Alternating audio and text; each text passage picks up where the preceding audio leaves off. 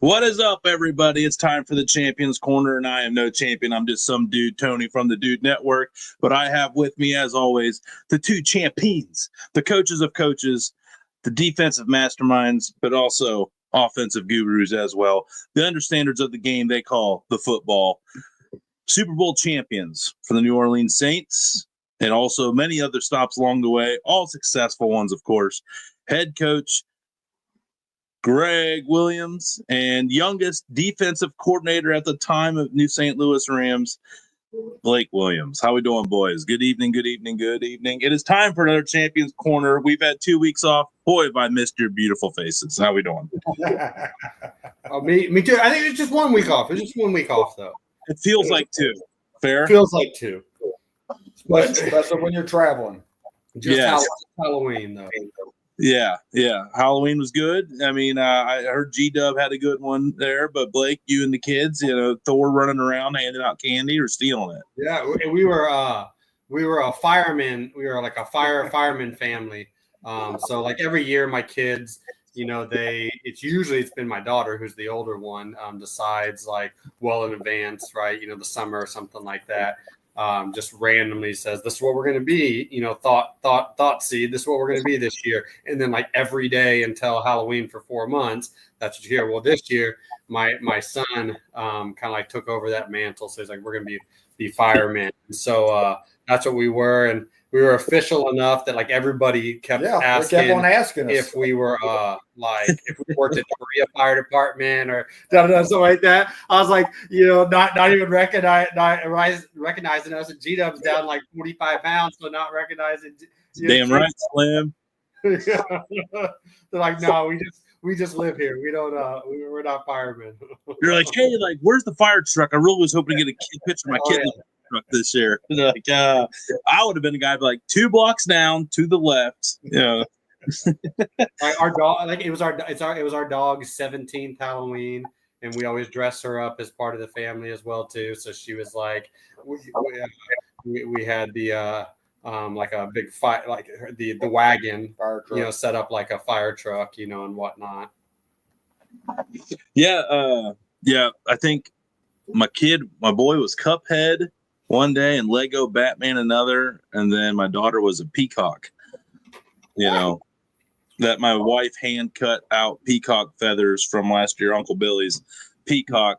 Thank God her crafting, because it was the most legit peacock. Like grown women were stopping to look at her costume to see if they were real feathers. So yeah, which made my wife's all her work worth it. So everybody won on Halloween. Kids got candy. Wife got gratification of her job well done. I just got to be around a bunch of positive attitudes, which put me good. So we were all good. So it was fun for me too to see everybody in great attitudes and everything. There was just a couple of cranky parents that came by, but everything was good. I am in charge of the cranky parents. No, you're one of the cranky parents. I wasn't one of them. I'm just in charge of them. Like pot calling the kettle black. Yeah. Oh man, you were up in our neck of the woods. You were up in last week for the Royal and everything. The only bad part of the trip was we didn't get to make it over to Dubious Claims Brewery in Excelsior Springs, but pretty sure we're going back next year, so we're going to definitely do it then. But did we get an invite? What's that? Do we get an invite? You guys aren't out there. I think we might be going. If we go, we might be going for Party of the Year, and that's a real category out there. And I feel like we're set up for that. So we're definitely going to need the A-listers out there to kind of show, how we do things. We're going to bring the hometown kids back, and we're going to show them what real Kansas City area is all about. That would be a great deal, and we can get a mob of people to be participating. I guarantee you. Hey, don't ask if you don't want, because they will come. I'm telling you. I'm telling you, you can't go out and be around all them competitive minded people and then not want a taste of it.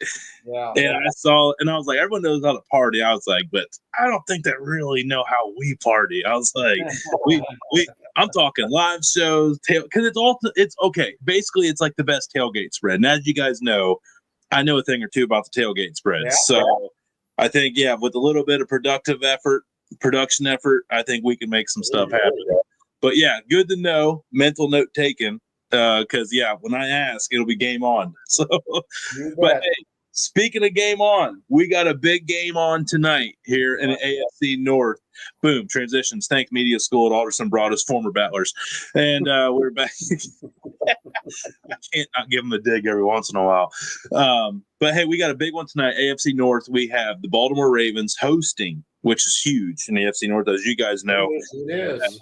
Against the Cincinnati Bengals. So it's prime time, which, in my opinion, gives the underdog a little bit of a leg up in prime. Seems like these underdogs really step up and show out in these national spotlight games because they don't want to look like punks, you know.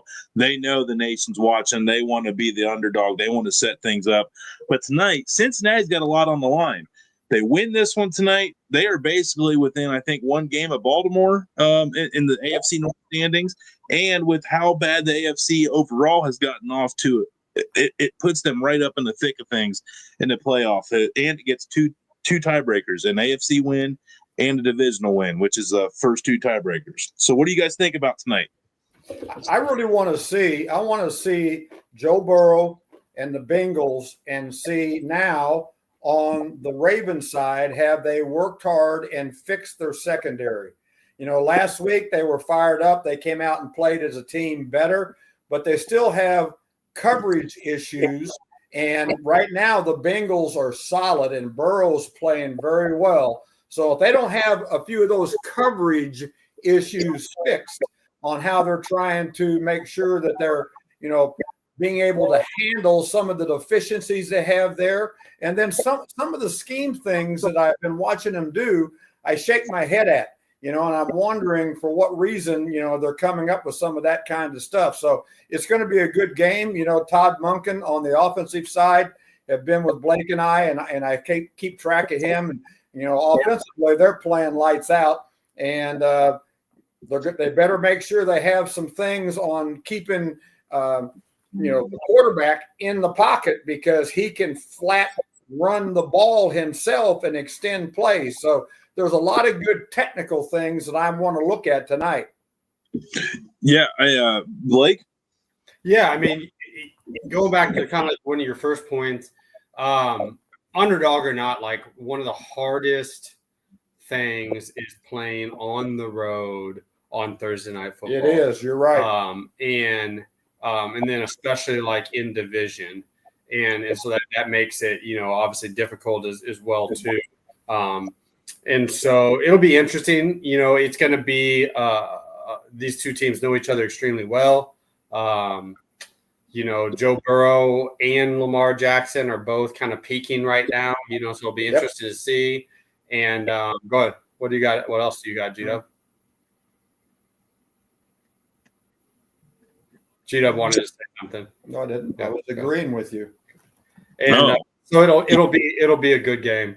Well, you guys don't agree enough. It's very clear on this show that when you guys do agree that it's painful, and I know we just got to get through it, guys. Just dig deep, like, you know, 3rd and goal. You know, we got to just get forward.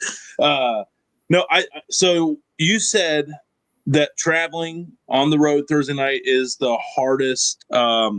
Is the hardest thing. Is it because of the travel as the road team, or just the atmosphere, the pressure of the national television? What makes it the road team the hardest? Go ahead, G-Dub. Well, the big part of that is it's the quick turnaround. You know, you're going from a Wednesday semi walk through, maybe a little bit of a jog through practice, to getting on a bus and going to the airport and flying out, having meetings on Wednesday night, you know, in that city, and then getting ready to play Thursday night. So it's really the travel part of it. And you've kind of broken up the rest cycle. You've broken up the recovery cycle of what it typically, you know, takes place, you know, on a 7-day turnaround. So would it actually impact an older team more than a younger team in this instance? Let's say you're looking at a roster and you see a bunch of guys like 31, 32, 33, and they're going from Sunday to Thursday and they got to travel. Is it hurt them guys more? Or is it just universally just tough on everybody because just how rough the NFL athletes are on each other out there on the field? Well, the big part of that is that, you know, older guys are more experienced and have done it more often. So they've got a method to the madness. They've usually got a routine because they know the short turnaround than some of the players do. I don't know that it has anything to do with that much of it. It really has to do with a lot of the organization of the meetings and the practices and the reps that you're getting. You got to come right into the office on a Monday after a Sunday game and not even review the film, because you got to get into the game planning and the walkthroughs and stuff that you're going to have to be doing on Monday, Tuesday, and Wednesday to play on Thursday. So it's going to be interesting. And just like Blake said, I agree. And the travel team has the toughest time on getting back to a routine. Now, I will have another follow-up to this, because actually I'm just really curious on all this. This is great information. Do players kind of step up and rally behind that short week, though, after a Sunday, because they know they're going to get a couple extra days off after that Thursday? So they're like, look, bust ass Monday, Tuesday, Wednesday, do what we got to do, because Thursday when we whoop ass, and I'm sure as a coach you might dangle a little extra carrot as far as an extra little bit of rest out there. So does that kind of offset that too a little bit in your experience? Yes, it does. Yes, it does. And that's one of the things you're doing to help the mental part of it. And then obviously that does help on the recovery part of it going into games after that, because we call it a mini bye. It's like a mini bye week because you have extra days before the preparation after this. Okay. And we do have people checking in here. John Z, Robert, what's up, everybody? How we doing? I want to see Burrow and Brown go off. Yeah, I'm sure there's no fantasy team implications with that comment whatsoever. But we do have, speaking of, we're talking a lot about Lamar Jackson. That Browns game is, kind of put a big black eye on him, where people started doing some deep diving. Everyone does keep forgetting that the Browns literally have drafted this defense to beat Lamar Jackson, insert the JOK, and Grant Delpit. Those are literally two draft picks designed to specifically stop Lamar Jackson. So the Browns have always had his number. So I'll give Lamar that credit there. If you look at his stats against Browns, it's never been great. But some people have started to point out, and it's kind of scary, and it kind of goes to show you how stats can be skewed to look one way or the other. And here's a side-by-side comparison of both Lamar Jackson and Russell Wilson from his time at Denver to the Pittsburgh Steelers. And Lamar Jackson with one more start, very close in rating, 2 less rushing and passing total touchdowns, same amount of interceptions, and 1.1% of completion percentage. So I guess this is like the old fair or foul. Is this a fair comparison where, maybe Russell's getting a little national poo-poo? Or is this kind of like the numbers ain't jiving with what we're seeing there and all that? What do you guys say to that? Yeah, I think one that it shows you, Russell Wilson, right? And how he's played, not even just over that time, but over his career.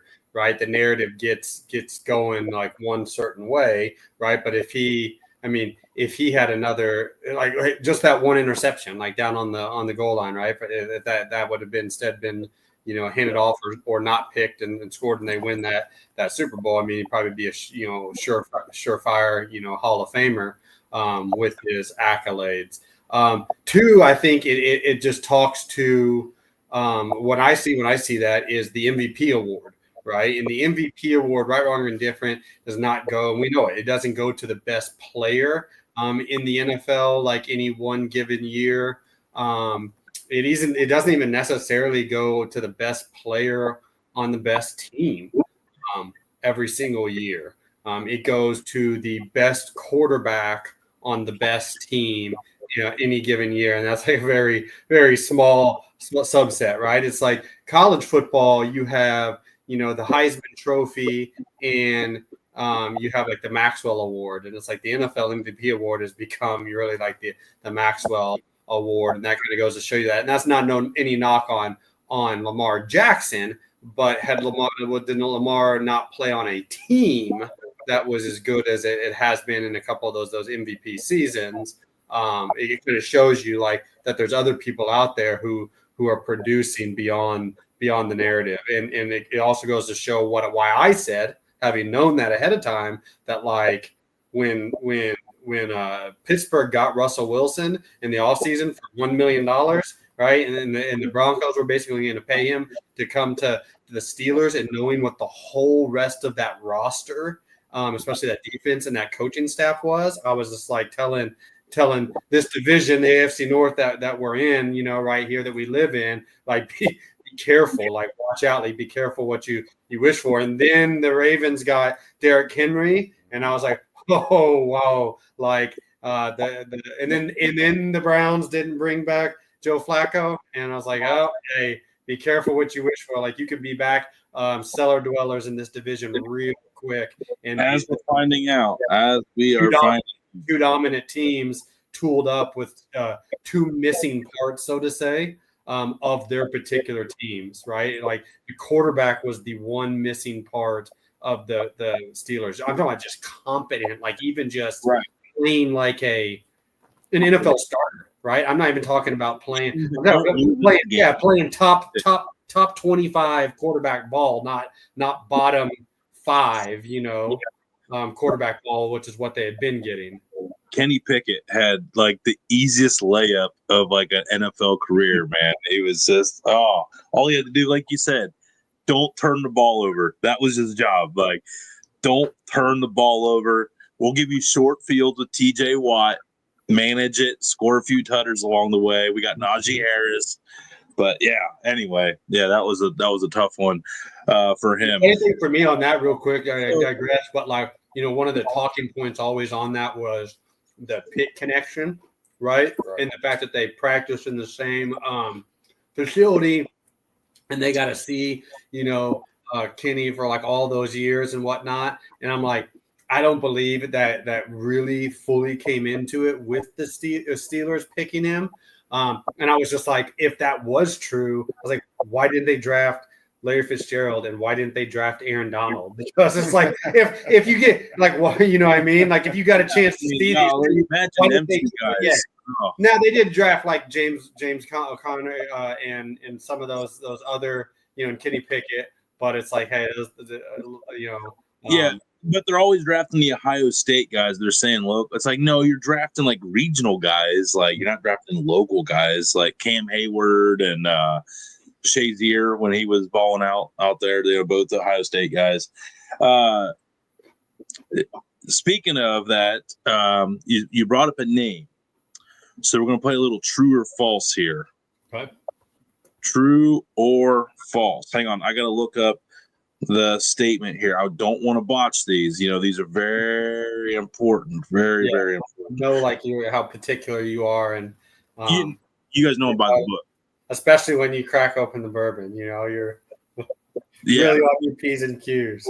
Yeah, I'm a gentleman. Flawless. Flawless is this guy. True or false?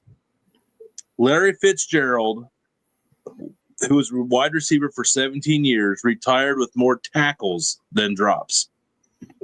True. That is true. Like 14 tackles, 12 drops, or something like that. I don't know. They didn't give me the stat. That's according to NFL Historic, so they better not be lying. Yes, it is true. It's just come out. Yeah, Pittsburgh didn't need that guy. No doubt. Yeah, he would have brought zero value to that locker room completely. You know what, though? He got to play with Kurt Warner on that one, too, which actually brings us to our next true or false. Kurt Warner, when playing all 16 games in the season, took his team to the Super Bowl. True or false? False. No, true. Oh, I didn't think. Okay. Kurt Warner only played. Okay, I got the graphic here. Hang on. Did Trent Green get hurt in preseason then?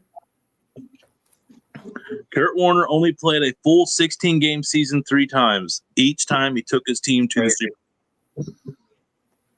Wow. How about that one? So how many did he play in his final season at Cardinals? Here's a true or false for you. True or false? He threw an interception against G-Dub and got knocked the F out, and that was his last snap, and they changed the like peel back block, blindside block like rule in the NFL after that. They did. True or false? True or false? True. It seems pretty specific. Yeah. So divisional round of the 2009 season. So it would have been January 2010, but divisional round of the 2009 season playoffs in New Orleans. He threw an interception, and Bobby McCray, defensive end, peeled back on him and said 9-9. And we were in the Superdome, and he didn't know if he was in the St. Louis Dome or if in the New Orleans Dome. He didn't know where he was at after that block, and so the NFL says no more. You can't have that on a quarterback. Yeah, that's the moneymaker. That brings a lot of tickets in. The crazy thing about it was him playing. Yeah.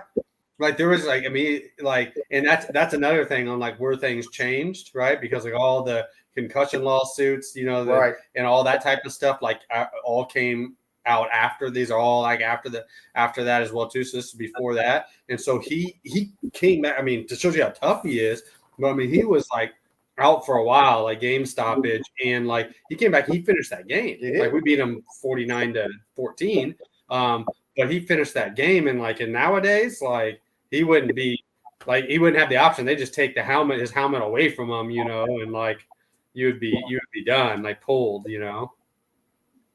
Man, that times have changed. And I mean, okay, so with what you guys are talking about, do you think it's been better for the game overall that these rules have been implemented, or are you guys kind of in the old school, like, there should be a lot of contact?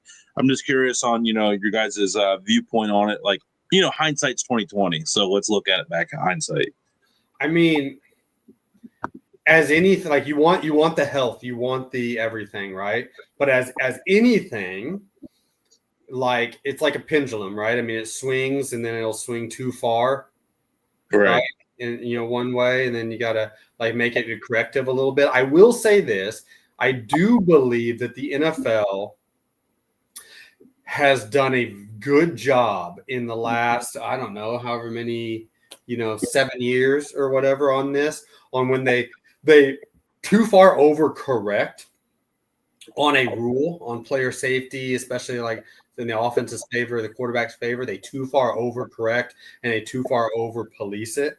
That when it's like they keep a thumb on that pulse, and when it's readily apparent to like everybody, players, fans, everybody, they reel it in and switch it, pretty quickly, right? I mean, even the stuff like landing with too much force on the quarterback, right? And some of those sort of things, that happen. I mean, we had a great player for us at the Rams that tore his ACL and kind of ended his career on a sack on a quarterback. And then he was like trying to brace the fall and like not fall on him, and like ended up falling weird, and all of a sudden he's the one that gets injured. And there's been a number of those other things, that way as well too. And obviously the big one this past week was Branch, the DB for the Detroit Lions, being ejected, like targeting style ejecting on something that like, I don't know. It's just, that was a little wild, and it's been a big story. Right. This week, but I mean, it progresses the game. Is like as long as it keeps the players healthy and is good for the game and all that type of stuff. But when you have like the players themselves, like the Aaron Rodgers of the world, right, going out there and saying after the game that like, yeah, he's like there were some BS calls including the like roughing the passer on me there late. Like that was not roughing the passer. Like what are we doing? And so it's like when it's those sort of things, like when even the player that was beneficiary of it and he's 40 something years old is saying this, like, then like, yeah, like you got to rein that in a little bit. That's going too far. Well, I got my opinion, and I'm recognized as old school and tough guy and the whole deal on how we go about coaching. But I think Blake he hit on what I wanted to talk about. And when you talk about Aaron Rodgers saying what he says and Tom Brady right now, the times that he's out there talking about how, unconventional the game has come and how lack of toughness the game has come. And then Peyton Manning. I love listening to Peyton and Eli on the Monday Night Football talk about things on how far they've pushed some of those things. Now, safety. The safety of the game is extremely important. I'm all for that. But you have certain guys on the officials' crews and ladies on the officials' crews. None of them played. Okay. None of them coached. Okay. And they're having a hard time keeping their own jobs. And the pace of the game is so fast and so tough that all of a sudden, when in doubt, they throw a flag. And it drives me bananas on some of that kind of stuff, on the lack of toughness things.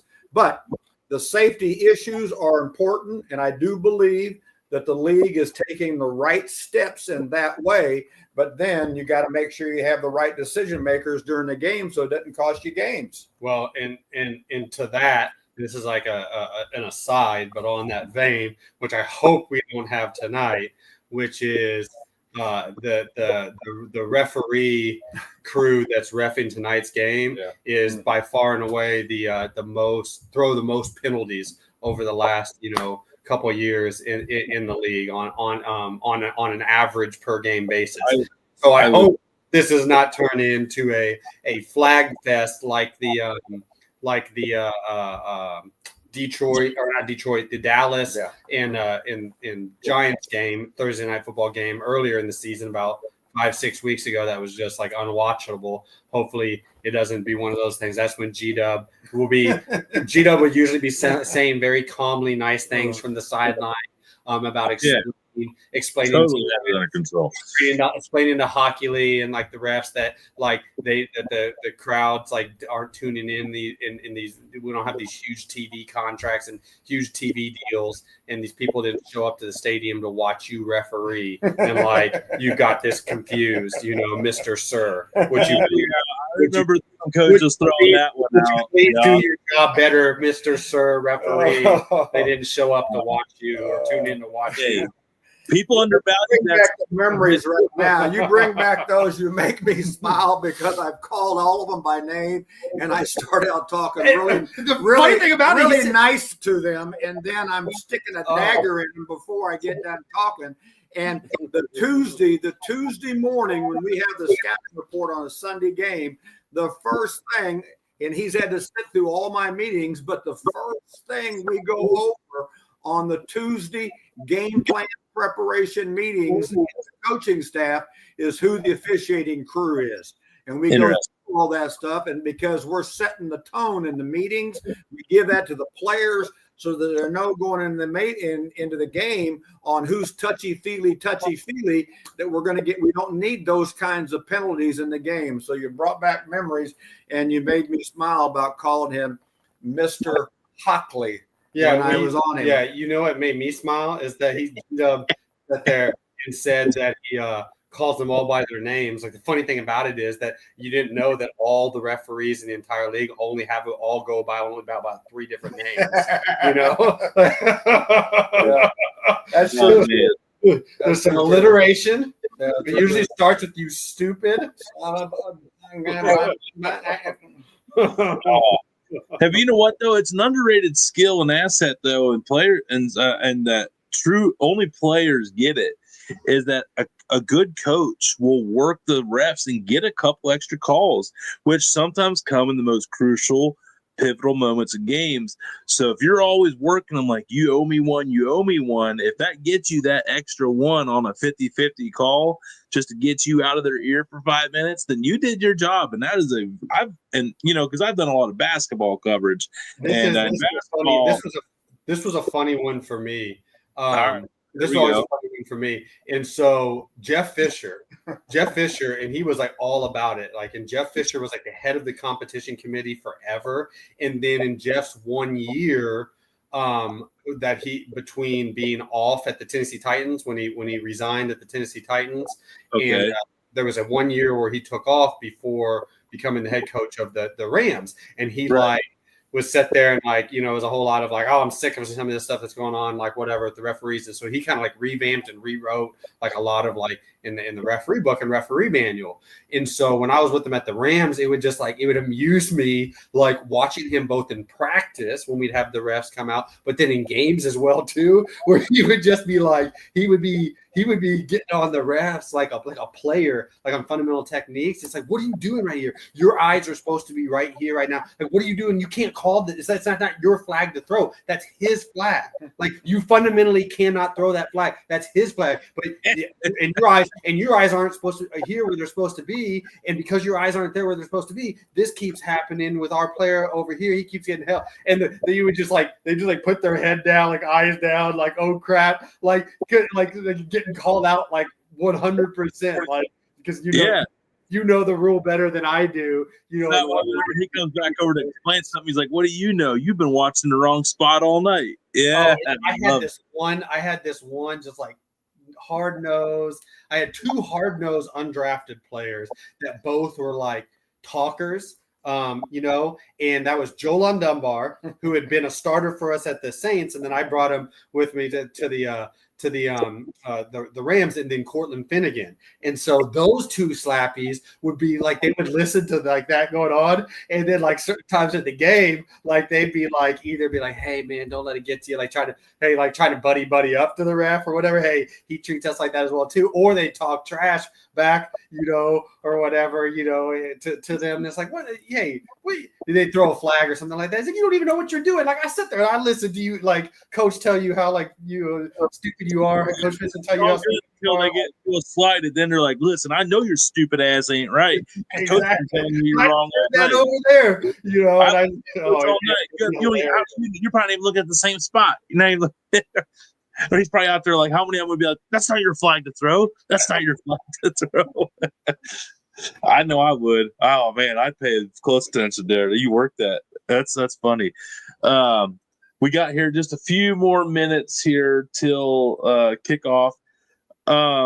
So I want to get your opinion here on how you think this game is going to open. Not saying how it's going to play out, because as you guys know, it's a game of chess once the kickoff goes. But as far as first quarter, normally couple series are scripted on offense. Defense kind of has a pretty decent idea what's going on. At least they should. So how do you think this one's going to open up here tonight? Bengals at Ravens. You would start. I think before we talk about how it's going to open up, I think it's going to come down to, it's going to be a story of which team can play, and that's not cliche, but which team can play their complementary game plan the best.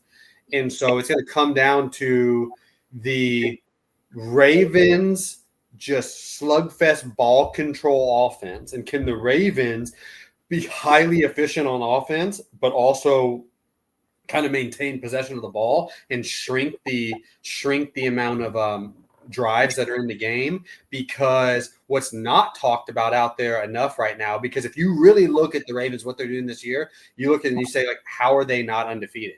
How are the Chiefs undefeated and the Ravens aren't? And the reason being is because they've got the worst pass defense in the league.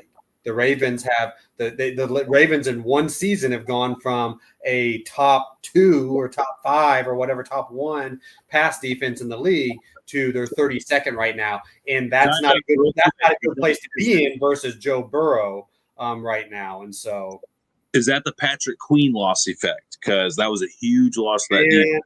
I think it's less of. I think it's more coaching loss. Yes, and so losing their coordinator and losing their defensive back secondary coordinator, right? So their secondary coordinator went to go be the D coordinator at the Titans, and their defensive coordinator, who had been there in that scheme forever, left to go be the head coach of the Seahawks, right? And so I think it's more of a coaching issue right now, in terms of just like getting everybody aligned and on the same page and up to speed with the Ravens' way of doing things.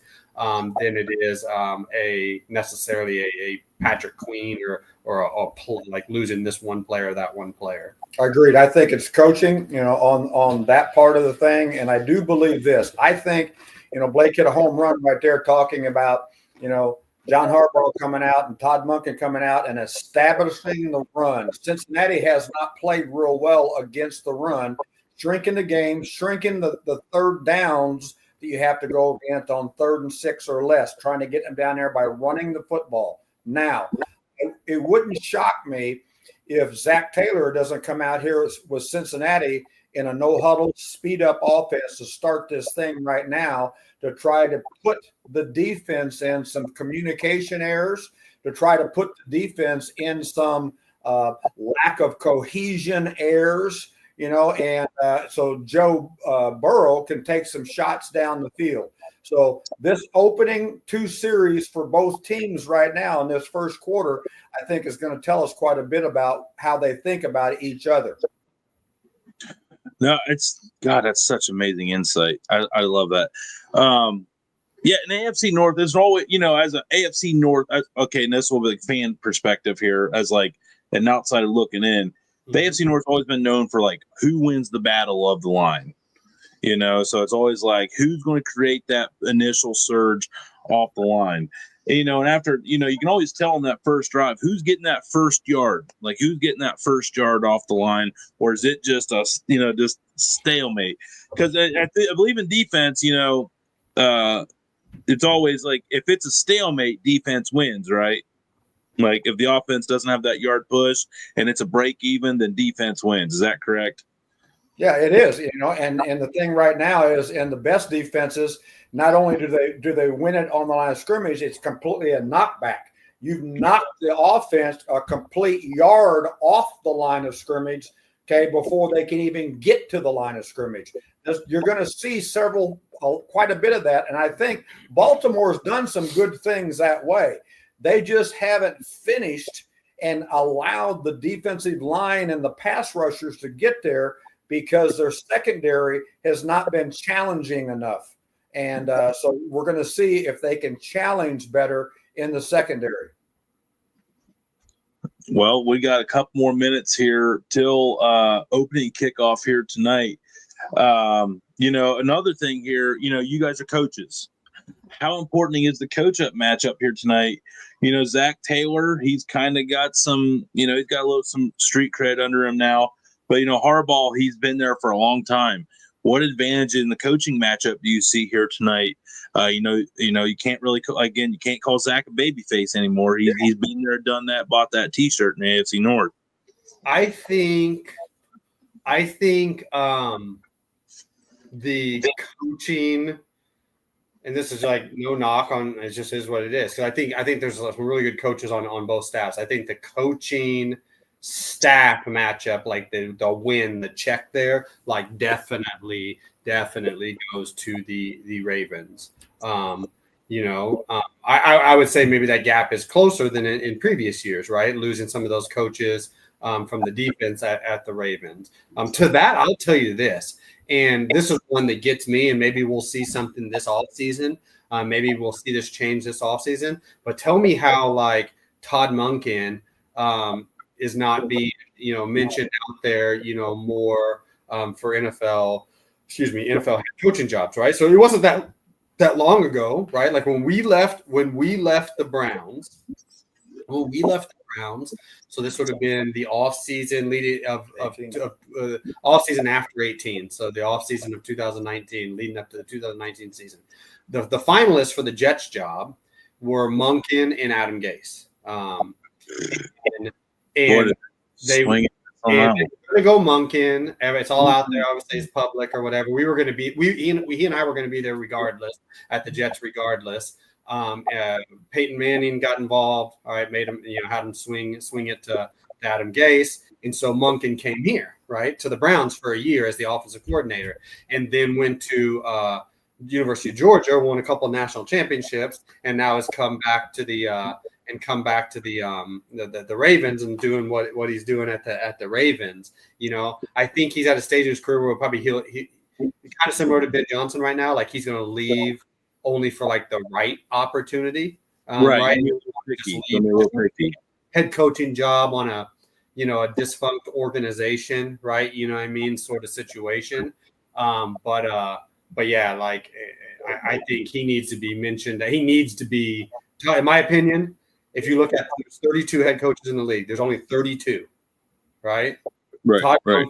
Is better than a lot of the head coaches that are out there in the league, like and more deserving as a head coach. And so that's just what it is as well too. I mean, there's coordinators, right, that are sitting on the couch, that are on the offensive and defensive side of things, that are better than some of these play callers out there.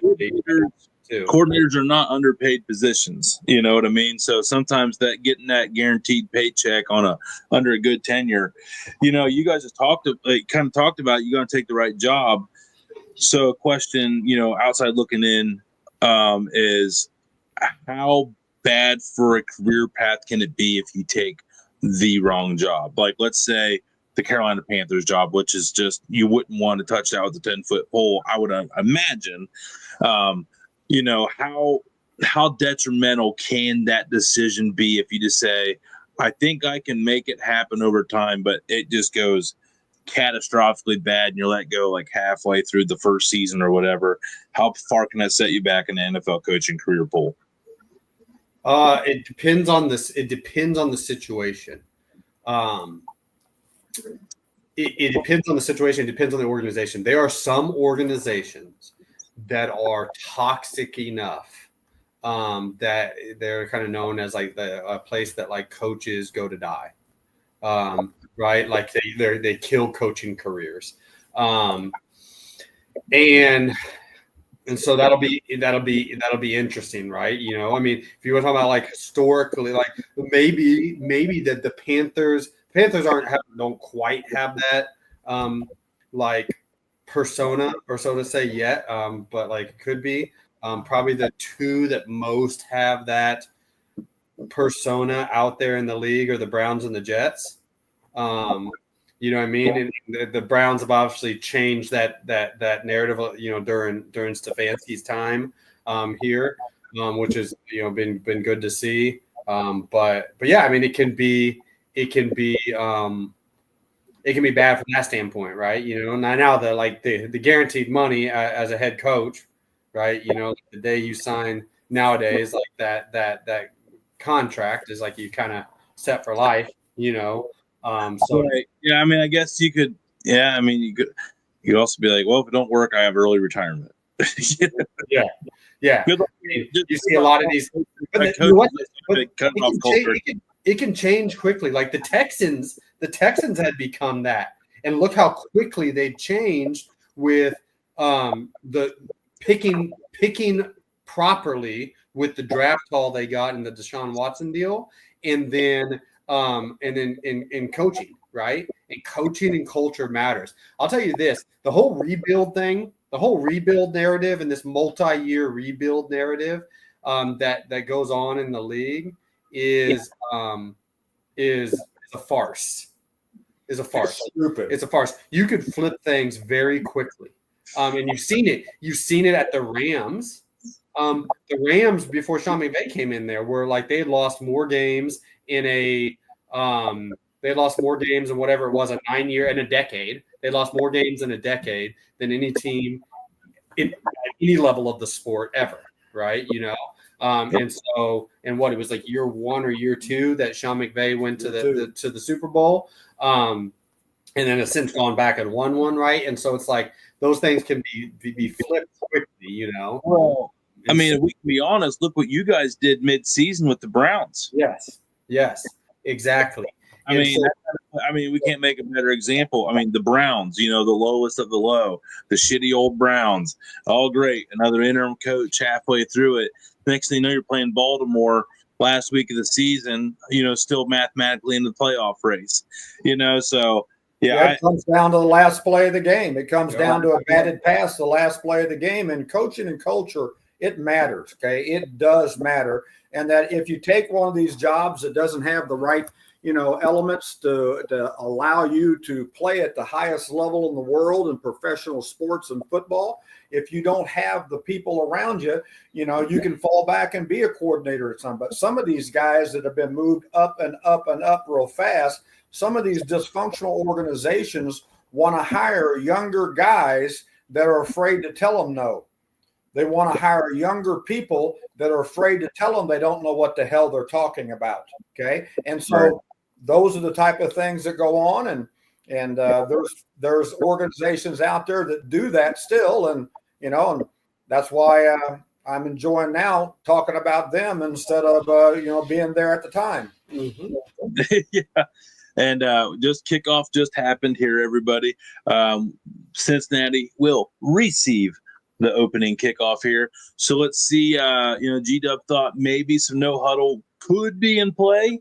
I covered a kid in high school, actually. He ran the no huddle very good then. He ran the no huddle in LSU. So he knows how to do it. So, yeah, let's see what he does here. Opening series. It's a drop. It's going to be a drop back pass, and they're going to free release the running back. Yep. And get him the ball real quick. Yep. There you go. I could see it when they lined up. Like they lined up and past tackles, and the running back was cheated out wide in a place that he was going to try to get out and be the primary receiver. So that was they must have saw that he had a little soft spot there in that zone. So what they do, like clear out with receivers, create that little somebody who had to trail him out. Yep. Yeah, they created the void for him to be a short, quick throw. So here we go. Play action. Jamar Chase. All right, first down. God, 2nd and 3. How much bigger does your playbook get from 3rd and 2nd and 9 to 2nd and 3? Oh, quite a bit, and it's interesting to see the people that don't understand that really good play callers on 2nd and 1, 2nd or 2. We talk about that and we title that "Take a Shot." Okay, it's title it "Waist Down." Yeah, it's a waist down for them, and we got to get ready for them to take a shot on us because they're, even if it's incomplete, they're in good position to be 3rd and 1, 3rd and 2. Yeah, you kind of got a burn play almost. Really, you can kind of get really creative with it. And and your play action, like you said, probably real effective. As it's now 2nd and soon to be 8. So what are you seeing here with what? By the way, we didn't talk about this. I totally forgot, but the uniforms tonight from Baltimore. As a Browns fan that hates the old Cleveland Browns, them are cold, man. Them are sick uniforms here tonight. I would players might be playing a little bit more proud tonight with them things on. Because that's part of it, right? If a guy comes in and they're loving their new uniforms, they want to look good in their new uniforms. Sometimes them guys, they want to put on a show, right? They do. That's the old Dion thing, right? Yep. Feel good, play good. Marlon Humphreys, who's just play on the ball right there, is definitely one of those types for sure. So they went no back right there, and they ran what's called simulated pressure. And so they blitzed the linebacker and dropped people off the line of scrimmage. They only rushed 4 people, but they try to make the protection feel as if it's a blitz, even though it's a traditional 4-man rush. Right here, we've got a walk-up mug kind of look alignment right here. He's going to get it to the – There we go. No. Got his Jamar Chase for a shot. Move in the pocket. He did. He did a 4-man rush there. They kind of opened that. Right here. Here it goes. No huddle on the huddle. Yep. Here we go. Okay. You guys act like you know what you're talking about over there. Look at that. Boy, Joe Burrow's pocket presence is so good. And here's one question I didn't get to during the pregame. The wrist injury, I feel it seems like it was a little more serious on the recovery than what people kind of initially led on.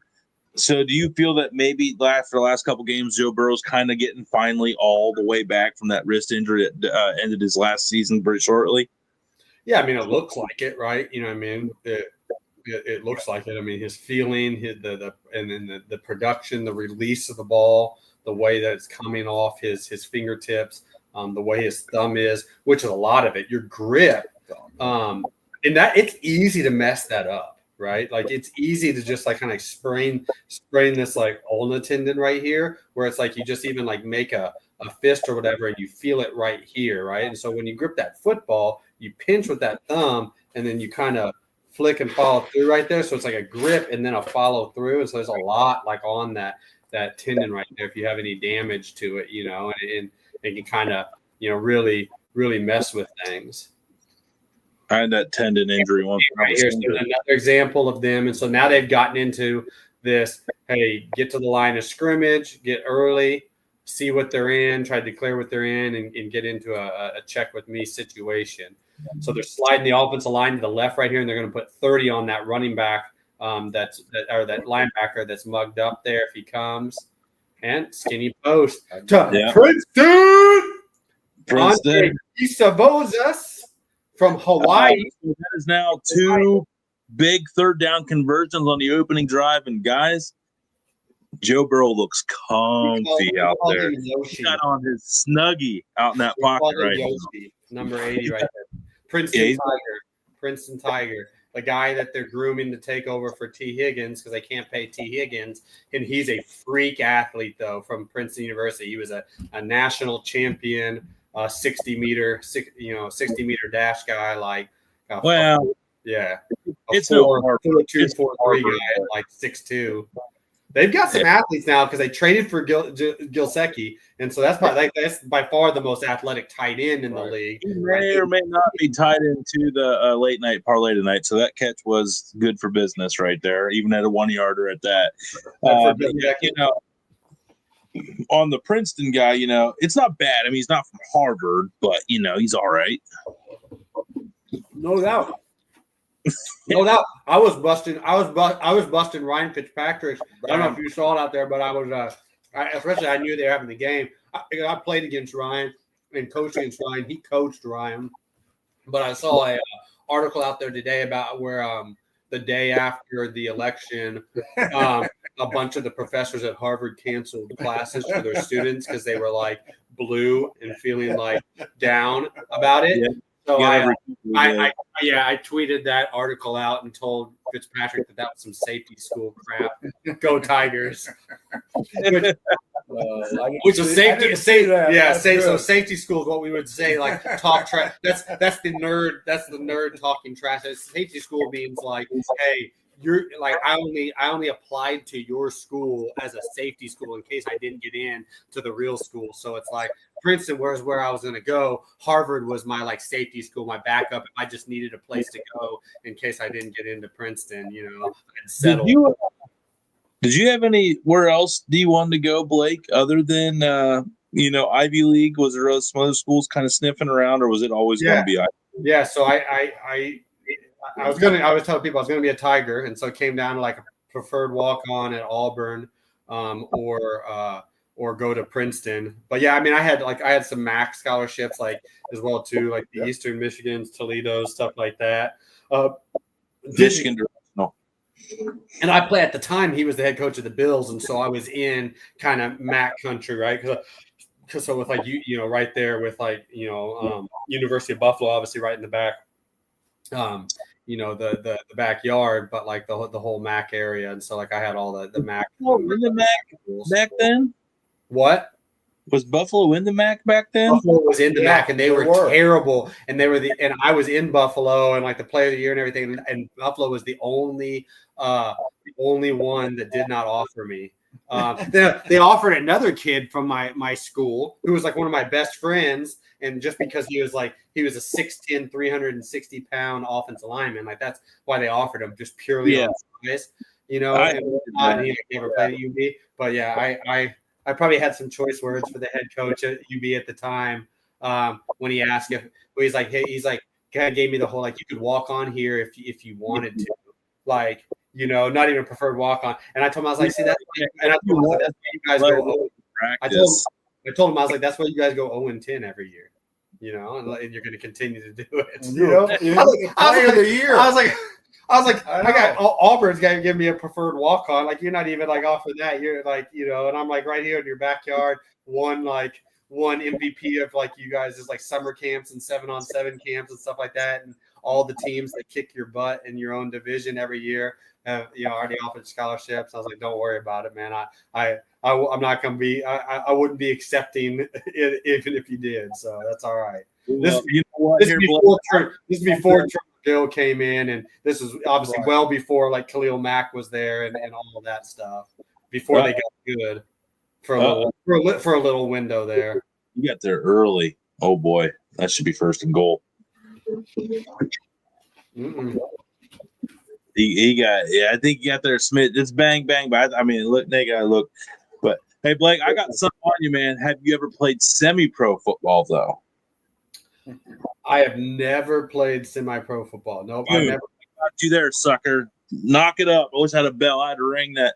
I played for. Ready for this? You guys, okay? The West Virginia Wham. We were named after an onomatopoeia. How about that?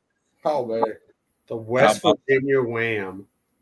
Actually, we had a really reputable coach for a practice. It was WVU, JT Fields. No, the linebacker. The middle linebacker. I went to the pro. His dad played there. Oh, I couldn't remember. He went down there someone told him a line of shit that we were like a real legit semi-pro team. He came down, ran a practice. He never came back. It was a joke. We got kicked out of the league halfway through. And but yeah, it was still fun. It was the definition of a beer league. It was. I remember I smacked the quarter. I can only imagine. The ball was already, by semi, we mean semi-truck. Yeah. So here we go. 3rd and goal. Actually, they got Jamar Chase in the slot as number 3 to work a 7 route. Yep, there it is. Yeah. Oh my God. Final thing on the Wham. Our home field was Nick Saban Field in Fairmont, West Virginia. Oh my gosh. Yep. All right, 4th and goal. Looks like Burrow is staying on the field here. I mean, why not? Why not? Play the field possession, right? You're on the road. Let's go. You're on the road. Just get it done so you got time on the clock. Don't waste any time. Let's go. They know you guys late night parlay are over pickers, and they know it's what was the over, like 53, and so they said we gotta go for this right here. We gotta help them out. Blake, you're a little more analytical than G-Dub. What would you guys do here? Would you have went for the 3 or going for the 7? In this game right here, would have gone for it. Flag. Oh my God, he threw it too high for the flag. There's a flag for the short little running back. Probably no. We would have gone for it. Yeah, go. Hey, we're going. We would have known. Now I would say this: we would have probably called a different sequence of plays on 1st, 2nd, and 3rd down, already knowing. On 1st and goal that we were going for it on 4th as long as we didn't lose yards. Defense holding. Now defense or offense? Defense. Okay. Let's take a look at this. I want to get I want to get live reactions here to this because sometimes, you can't do that. You got the arms extended. That's tough. Easy too. Can't extend the arms when he's in the traffic, it was fine. It looks like when he broke out, when he extended the arms there, touchdown. Power. Yep. Goal line power.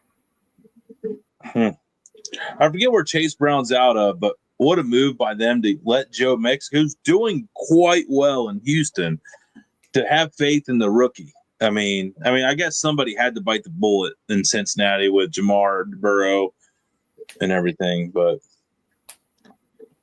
wow, 6-0 right down the field. Baltimore's defense, I know, had a rough start to the year and they lucked out. I mean, honestly, like the Bengals lucked out right there. If they felt that confident in the play, like they got a do-over. Like they should have ran that play on 1st or 2nd and goal previously. 1st or 2nd, exactly that play right there. And I mean, they goes back to our line of scrimmage talk that we said before, right? Like they caved that right there. They realized they had new life, And so they decided that they were going to try to do that right there. But again, goes back to like we would have handled it differently. Whereas like we would have already known in that last sequence before the penalty that we were going for it on 4th and goal from, say, inside the 3-yard line.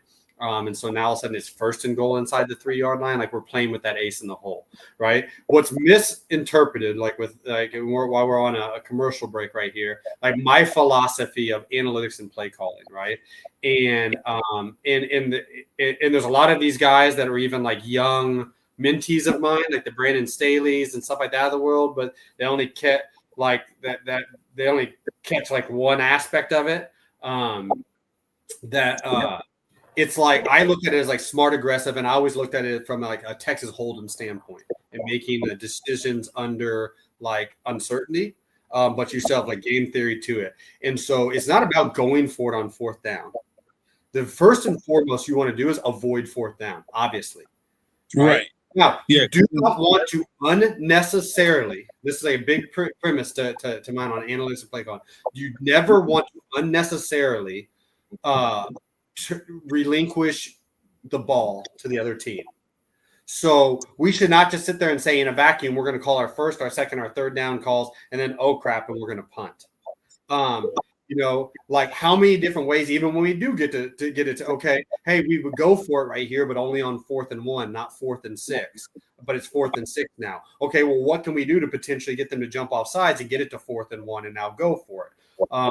Also, we already know on 1st and 10 right now that we would go for it on 4th down if it was at this area of the field, if it was X or less, right? So how do we all of a sudden call a play on, say, 3rd down because we're treating it like a 2nd down? Or how do we throw a trick play or something that we've set up and throw a dagger at them on 0 down? How do we take one on 1st down and try to go blow the doors off of it, or do some sort of like, trick play from the -40 or -45 because we already know we've got this ace in the hole, and do something that kind of like throws it off beat. But even when we are now going for it on 4th down, okay, how can we potentially pick up this 4th down without having to snap the ball, get them to jump off sides, something like that? Or how can we get a free play to, get them to jump off sides, or get them to, get them to get handsy in coverage or whatever it is. Are there plays designed where that's kind of factored into it? Like, all right, there's a little bit of breakout coverage here where there's a good chance they might have to grab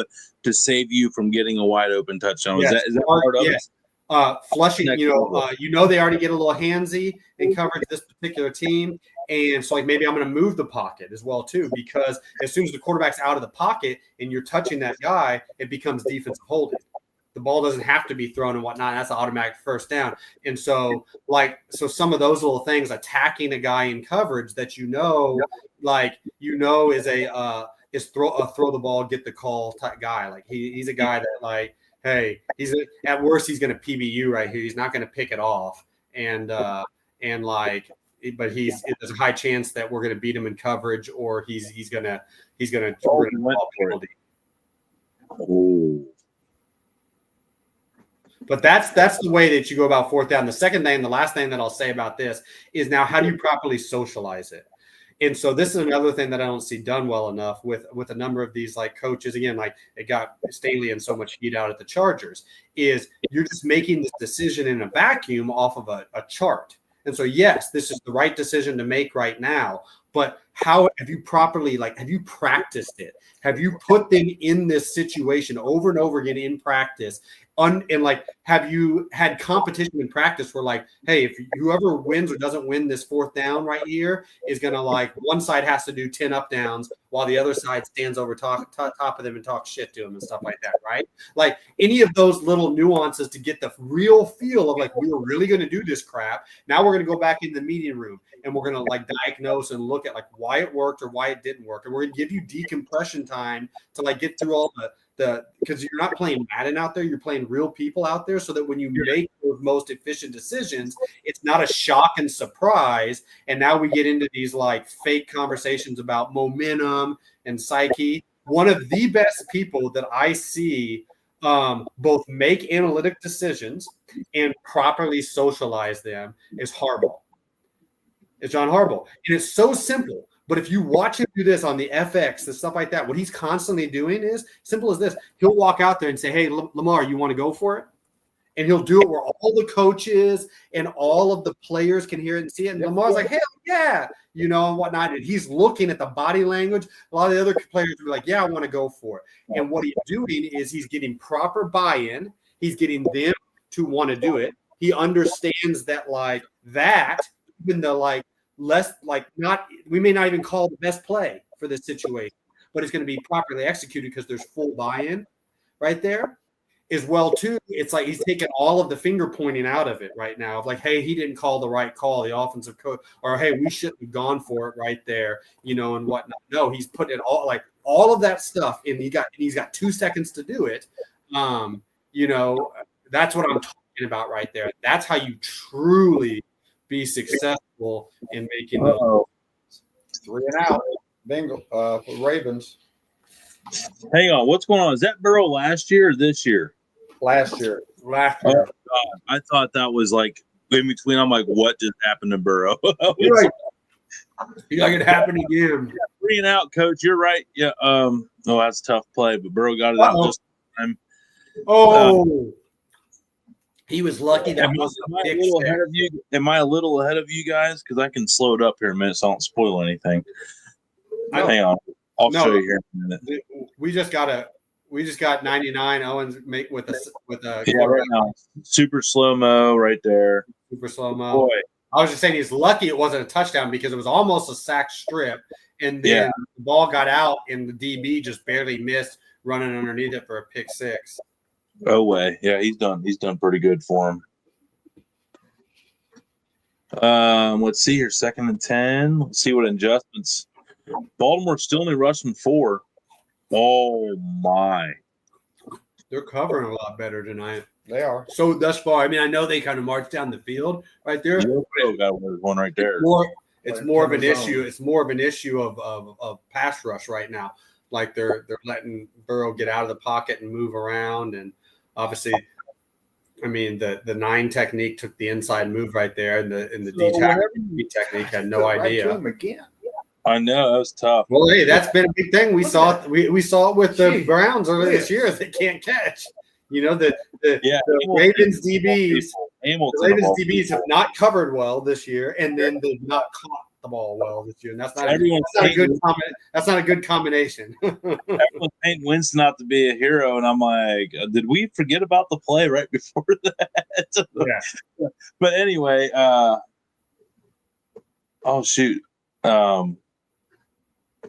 Okay, my question was going to be, what coverage is it actually called whenever the 2 middle linebackers are playing zone and everyone else is playing man? Was that cover 1 or is that cover 2 or what's that official coverage called? I mean, it would depend on the one. That would be some sort of combination coverage. There is no coverage where the closest coverage to that, what you're talking about right there, would be like the modern pattern match quarters system, where everybody's playing man-ish cover 4, but still zone, and the 2 linebackers are playing matchup kind of a spot drop in zone inside. But no, now there are certain other coverages where people are playing man. Like it's 1 linebacker, say playing zone, which would be like a robber coverage. Did they throw it? They didn't say. Yeah, they threw it. Oh, they did throw it. They threw it. Boy, that's a ballsy matchup. Wiggins a rookie on Jamar Chase. Yikes! Yeah. It's not like Wiggins was like a first rounder, was he? I'll tell you what really got on my nerves right there is on 3rd and 10. The head coach, who's the play caller, got the play in so late he had to call a timeout in the first effing quarter. Nothing more chaps my ass than wasting timeouts. You need them. You always need them. Oh boy, Chase Brown's running hard tonight. Yeah. Little ping pong ball in there, bouncing all over the place. When you watch it, do you just watch it in the normal feed on Prime?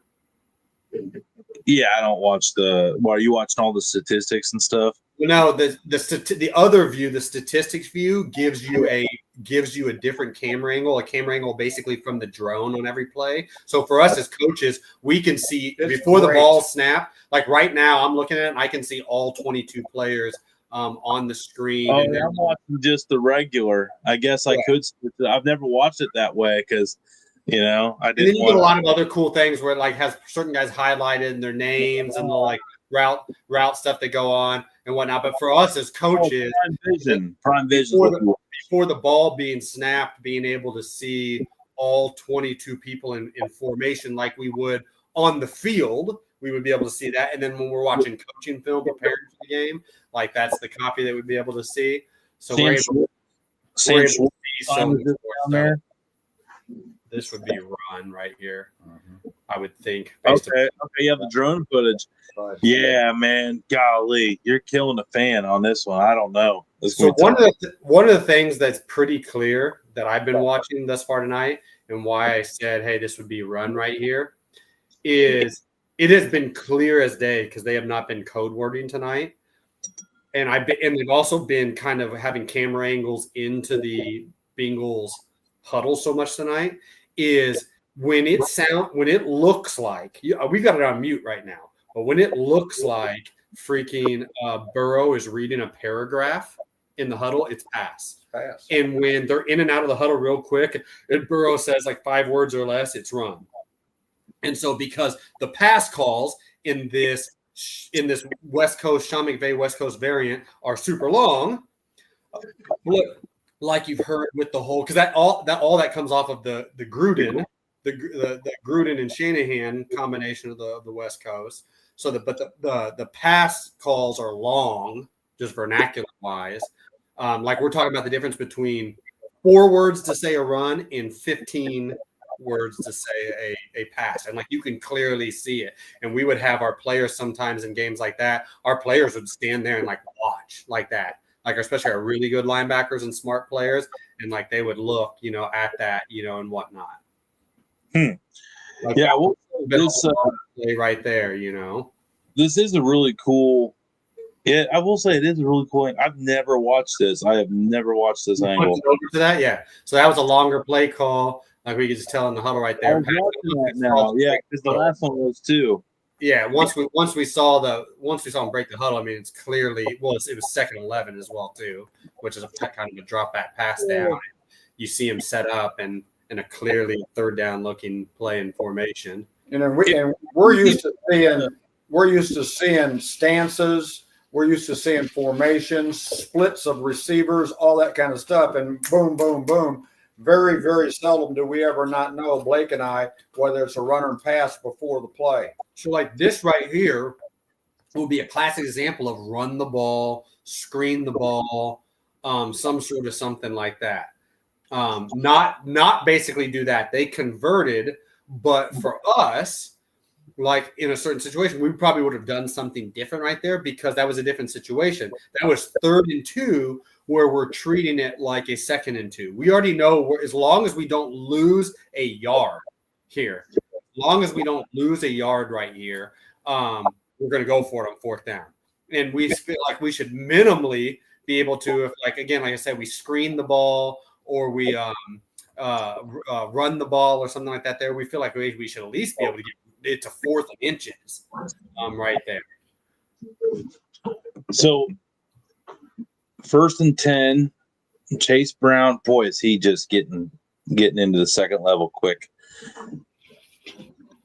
Now this right here, based upon how this game has gone thus far, would be a classic example of like they're going to take a play action shot right now. So they're in the high shot zone right here. They are in that waist down scenario where it's about 2nd and 2-ish. So they know that even if they get an incomplete pass right now, it'd be 3rd and 2, but they've got a chance to get a bombs over Baghdad, right now, and/or a pass interference. So this is when they would do a play, and there it is, play action pass. There you go. Oh, he was wide open. He wasn't ready. He's got to keep Princeton. Oh, come on, Harvard. That was a Harvard route right there. That was a Harvard effort if I've ever seen it. Jeez. I mean, he was right there. Burrow was ahead of the wide receiver, but no, normally, okay. So if a wide receiver, he should have been breaking out of that route, should have been looking for that ball, right? The big thing that was a read it. That was a read it route right there. His hands, he dropped the ball because his feet were not correct, and he was stumbling coming out of the break. But to answer the question that you asked, yes. But it was a read it route. Like it wasn't like a hard drawn route right there. It was a vertical route. It was a go route that becomes a cat or a comeback based upon coverage and leverage. And the receiver and quarterback have to read it. So again, in those situations, we're like we would have called a different play or had the offense coordinator call a different play right there, knowing that we were going to go for it. Right? That's where Zach Taylor, in my opinion, is messing up right now. Is he's chart calling right now, and so he's calling his 3rd and 3 calls, and not calling potentially a 2nd and 3 or a 2nd and 6 call right there, because you know what I mean. He's not. He's already understanding that he's going to go. Oh, he didn't. Yeah. There you go. So like that was a poor sequence of plays. Like the sequence, very bad. The sequence, that's the whole momentum thing. And you know you're going to aggressively go for it. You've got to sequence the plays better, especially on 3rd down. I don't know. I mean, if you're 4th and 3 and you're 3rd and 3, and you know you're going for it, and you've been running the ball like you have been running the ball, and you're into designer defenses. I'm just going to be honest. Like Zach Orr is not there yet, right? He's still trying to figure out. Like it wasn't that like they just showed like he was playing linebacker for the Ravens in 2016, right? Now he's calling plays for the Ravens, right? You know, a mere 8 years later, and so and that's only because his career got ended early because of the neck injury, right? He would still potentially be playing, you know, right now or up until a couple of years ago without the neck injury situation. So he's still trying to figure it out right now. And so he's calling that 3rd and 3 play in a vacuum just as a 3rd and 3. So like you said right there, there's so many opportunities for them to like line up if they really wanted to and run like a gun pin and pull or a gun pull scheme right now. And they're walking all these guys up to the line of scrimmage right now. Like if they would have just pulled a guy, down blocked and in it off. Right. As we said, I know Chase Brown may have hit his head on the goalpost. He may have ran the damn ball in 40 yards for a touchdown. There's nobody behind the ball. You've brought everybody up in what's called a flat defense. And so when all of a sudden they don't know you're going for it. And they don't know you're going for it. They've done that because they're trying to mess with your protections. But if they're like, we're not protecting right now, we're running the ball and we're running a gap scheme, and you got all your guys pinned over here and you got nobody behind the ball to scrape, like we could be out the gate right now. And so it's like all those little things right now, like it's like the strategies is this, the analytics say this, but they're not optimizing it right now. It's like, okay, so what are you going to do about that? Like, how are you paradigm reframing within that? Or are you just sitting and saying, oh, no, this is what the sheet says, but I'm still calling off of my – when you treat 3rd and 3 as 3rd and 3, knowing you're going for it on 4th and 3, like, 3rd and 3 is not 3rd and 3. It's 2nd and 3, right? That's amazing. And so it's like you're having like two different decision-making thought processes that aren't complementing one another right now. And so it's like, that's what you try to bridge a little bit better. And now here comes Lamar, well rested. 4-by-1 RPO. 60-yard field. Well, make that a They've only run 3 offensive plays. They've only run 3 offensive plays. And now on 1st down, you can't get off the ball correctly. Well, there wasn't any momentum, as you said. Yeah, jeez. Oh, man. I'm going to chat with him. Now, you got Derrick Henry, but God, now, if he's got to get 5-6 yards to make this even make it worth his effort. All right, let's see here. 1, 2, 3, 4. Oh. It's the same run that we're going to do on 1st and 10. Yep. All he did was repeat the call. He didn't change the call. They had that play called on 1st and 10. They were ready for it. The Cincinnati guy was he could have crashed, but he did a good job of containing right there, right? Just staying put, make sure Derrick Henry stayed inside. I think Monken, if I had to guess right now, I would say Monken screens the ball. Mm-hmm. But that would be a guess, just knowing him. But I don't know. No play action. Play action deep over, and he dropped that thing in a bucket. Wow, that was a beautiful throw on the play action deep over to Mark Andrews. I mean, that's why I really thought this was a stat con job here, if I can be honest, because they're not showing some stats in there like what's the rushing yards, what's the total yards gained between the two, how many sacks have been allowed. You can see that if you want to on this. Yeah, I'd like to know how many times Russell was sacked and how many times Lamar was sacked during that same stretch. Oh, I don't know. I thought you were talking about like live stats for the game. No. In that whole Russell Wilson, Lamar Jackson thing, the one thing I would question I on guarantee that. Russell Wilson was sacked a hell of a lot more than Lamar Jackson. That's what I'm saying, man. That's what the thing about stats. I could go pull some stats and make a really compelling case for whatever the hell I wanted to. Now I bet you Deshaun Watson got sacked more than either of them during that time and only played 19 games during that period. We made it this far. You made it this far. What an asshole. What an asshole. I tell you. Just feel it like it is. You know, I was just getting over it, Blake. When you're averaging 5 a game, real talk. You averaging 5 a game, that's 95 sacks over 19 games. So I wonder how many millions of dollars in guarantees he got for defensive ends. Not as much as social media influencers. I'd like to know where that money's at. I'd like to know. Give me some of that. Like there's a case in point though, right there. Like that wasn't a sack, but would have been for a lot of players. Go for it. We got a flag here. Hang on. Well, I told you they're flaggy. You know, I'm not going to lie to you. As a fan, it has been annoying to watch football this year because the yellow flags have been just everywhere, and it just slows down the damn game. Too many men on the field. Oh, jeez.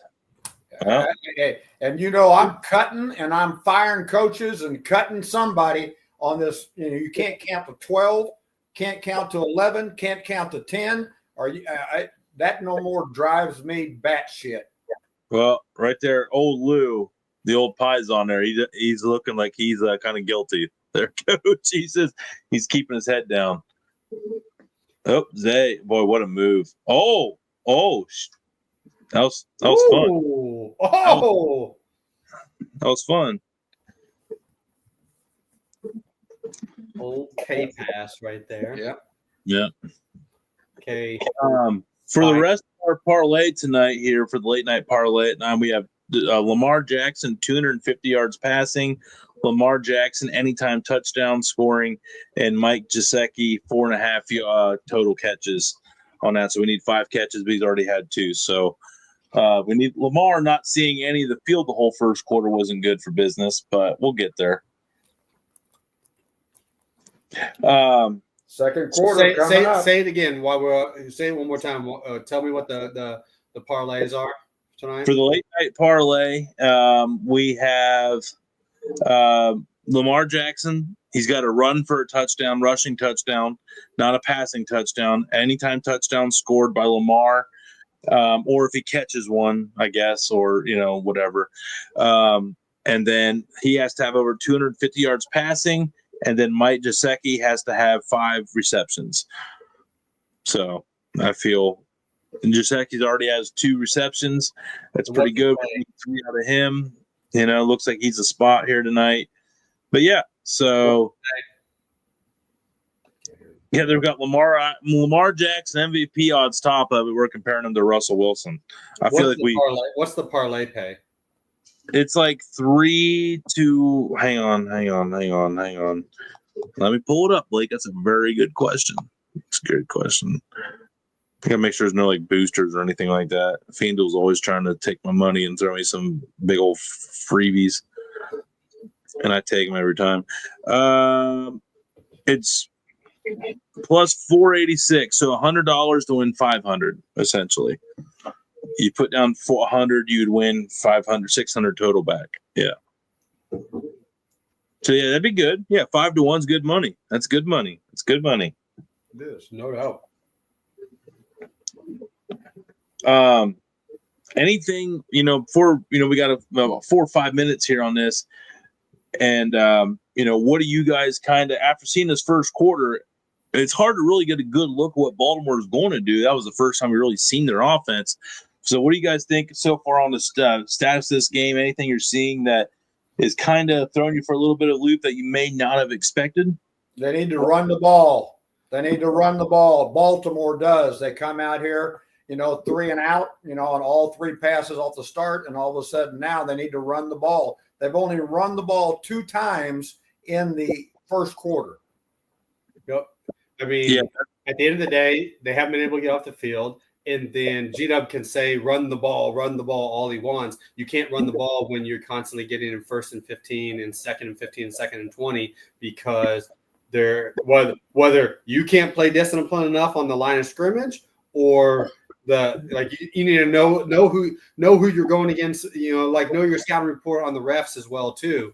And so some of those the penalties in this game are derailing ball control offense, right now as well too. But they definitely they need to do that. They need to be able to run the ball, and then you get off the field better or quicker on 3rd down.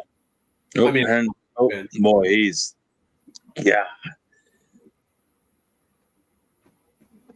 a little defensive back, though, believe it or not, he saved the touchdown by flying in the backfield because he made Derrick Henry take a little wider angle there. I was really worried they were going to call holding on Patrick Ricard right there, right? I think, who was it? Was it Newton? He was right there. Like he was. Yeah. He'd have just flopped. If he'd have flopped, they may have called it. He knew he did it. He was waiting to see if they called it. Ooh. 2 runs in a row. They were listening. There we go. Interesting that they're just a lot of crack, a lot of that type of stuff to the edge right now, which is schematic, right? It's schematic. Like that's not Derrick Henry's game. That's not Derrick Henry's game at all. And so for whatever reason, it's schematic right now. And I'll tell you, hey, I'm not going to second guess Monken ever. Like there's a reason for it. Like he'll do that type of stuff. Right. Monken's really good at what I call doing what I call like calling doublets and like setup plays. And so like early in the game, like he's trying to soften something or he's trying to set something up. And then like he'll come back and just like go for your heart, like off of those once he feels that you're starting to get the adjustment that he wants you to get into, or so to say. And like in the second half, stuff like that, he'll go for the heart off of something that he's like tried to soften or set up. And so, that's just old school middle run and shoot screen right there. It's an old school. And a little side flick of the wrist right there.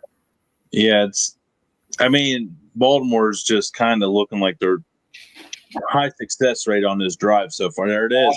43. What a wow. Nelson Aguilar. And when you establish the run, they overplay this fake run, and you got a nice, easy pass because they just got knocked off the ball in the run game. I think I could have completed that one. So like that's a formation and run. They run a bunch down here, and so and it's a quarterback sweep. So they fake they fake a speed sweep one way, and they do this a bunch. And sometimes it's hard called, sometimes they read it. They do this a bunch where sometimes it's hard called where the quarterback's keeping the ball and the quarterback sweep. Sometimes Lamar Jackson's actually reading the defense. Well, that was a play action pass off of that. So it's something that they do a bunch of already down there in the red zone in those situations.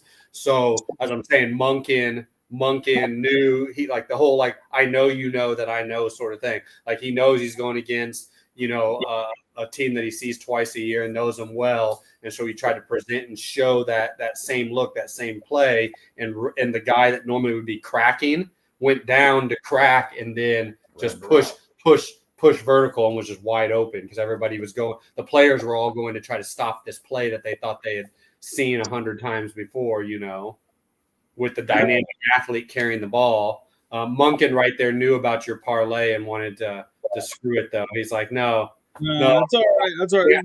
I got to make him throw the ball, not run the ball in. According to Vegas, there's going to be a lot of scoring in this one, so we got plenty of time. But we are going to head over to the late night parlay next Thursday. We have the NFC East matchup. We have the Washington Commanders at the Philadelphia Eagles. Batteries will be thrown at Santa Claus, but garage beers will probably be thrown down my throat, as well as some bourbon. Some knowledge from you two is going to be dropped on us. Boys, we're hitting our stride here. We covered a lot of good stuff here tonight. We're getting that opening strategy down. You guys did a great job. Thank you so much for just opening your big old NFL brains up to us regular people and teaching us here, because I know I have been learning a lot in this so far, and it's been a lot of fun. And hope you guys have been having a good time too with all this. We're just getting started. We have a lot of NFL to go. You guys rock. Have a good one. Hall of Framers. Shit, we forgot to talk about that. Hall of Framers Saturday. And Berea, 12-2. Go see G-Dub. There's probably a couple tickets left. Not many. I think there's a couple. So make sure you get the last couple. Thank you. Thank you very much. Good. You did a good job. We're getting there. My ADD is starting to reel in. I'm trying to you guys. Yeah, you guys are intimidating. I don't want to ignore it. It's perfect. It's like real talk, like pretty much like your AD, your structure is pretty much like every defensive line coach like ever. Including old Bill Johnson, who was our D-line coach, who's an OG D-line coach, who was our D-line coach when we won the Super Bowl with the Saints. And so it's just like an old staff meeting right there, where you just gotta hey, that's cool. That was a cool thought. Now can we rein it in and go back? All those ADD guys. Yeah, let's go. All right, everybody. Be a friend, tell a friend. G-Dub, Blake, we'll see you guys on the other side. You guys have a blessed weekend, and you guys keep doing awesome things and making the world a better place, because I know that's how you guys do. Just like all of us here on the Dude Network. Tune it in over on the other side, the late night parlay with Chip and myself, Tony, right after this. We'll see you guys on that later. Thanks, guys. Deuces.